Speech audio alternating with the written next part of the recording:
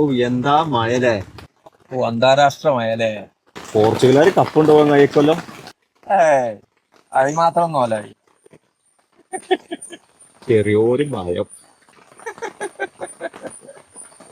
ഒരു നല്ല മുക്കി തൂറി ജയിച്ചാൽ കഴിയും. ഓരോന്നും ഫൈനലിലെത്തൂല. എത്തൂലെന്ന് ഉച്ചറിയാം. എന്നാലും ഞാൻ വെറുതെ ഒരു അഭിപ്രായം ആരാഞ്ഞതാ. നിങ്ങള് ഫൈനലിൽ ഉണ്ടാവില്ല എന്ന് എനിക്കറിയാം. ഞങ്ങൾ ഏതായാലും ഒരു ഭാഗത്തുണ്ടാവും, പോർച്ചുഗൽ ഇല്ലെങ്കിലും ഉണ്ടെങ്കിലും. ആര് ഫൈനലില്?